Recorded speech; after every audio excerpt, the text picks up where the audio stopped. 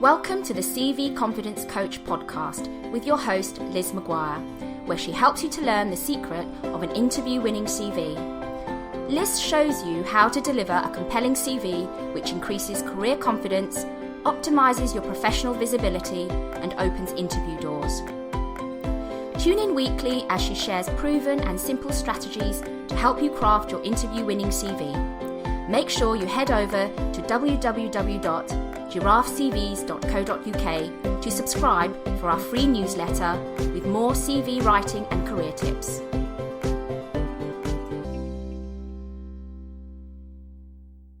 Hello! Today, let's chat about email addresses and their potential to make or break your CV. Who'd have thought it? Such a small line on your CV could have a real impact, and here's why. Your email address could in fact be talking you out of an interview.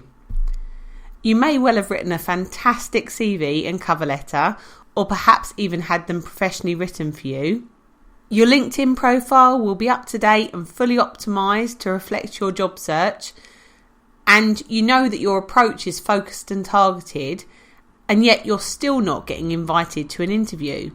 Believe it or not, your email address could actually be talking you out of a job. Why? Let's talk about 3 big reasons. Reason 1, your email address is inappropriate. Now, as a professional CV writer, I see a lot of email addresses every week, and many stand out for the wrong reasons. A surprising number of people will actually use a personal email address that they've had for years on their CV or job application. But often, these addresses are not that appropriate for job hunting.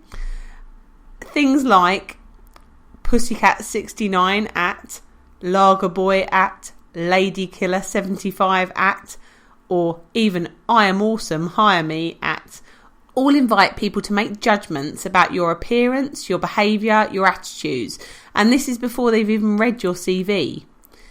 Even an email address that uses your favourite fictional character, Anastasia Steele at, Buffy Girl at, or Walter White at. They make statements about your interests and your personality, and this invites a reaction from your target employer. They may relate to the statement or they may dislike it, so it's a risky strategy. Also, using a personal email address that includes your birth year gives away a personal detail that you probably don't want to disclose at this stage. You wouldn't put your date of birth on your CV, so why would you immediately give it away in your email address? In my experience, it's better to leave personal email addresses off your application form and opt for something that includes your first name and last names, or a form of them. For example, first name dot last name at, or initial last name at. Reason 2, your email address is outdated. Now, I've read a lot of articles about this recently, about the potential for email addresses to appear outdated, and it would appear that certain domains are considered to be behind the times. The articles I've read talk about Hotmail, Yahoo and AOL, and as being potentially behind the times in this way. And although not every employer will think this way, there are others who will reject people on the basis of their email address and take it as a sign that the candidate is possibly not tech savvy enough or resistant to change, and that's why they haven't created a newer, relevant email address. Now, this does seem a little unfair because Hotmail is still considered one of the best free email providers, but it's worth doing a little online research to inform your decision about which email address you should keep. A third reason that your email address might be talking you out of an interview is that you're using your current work email address. Now, I'd always avoid sending a job application from your current work email address. To many employers, this is a red flag that you're job hunting while you're on the clock and being paid to work. If this is how you behave in your current job, how will you behave if the new company recruits you?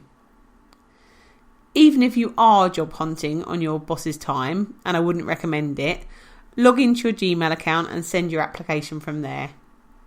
So, having said what not to do, Which email addresses create the right impression on your CV or job application? Well, to ensure that your email address doesn't get your CV blackballed, we'd always recommend setting up and using a free Gmail address or personal domain email address. Gmail is a great option because employers tend to see people with Gmail addresses as current and tech savvy. It's certainly the best free email service available at the moment, and you also need a Gmail address to use many of Google's other services, so you may well have one already.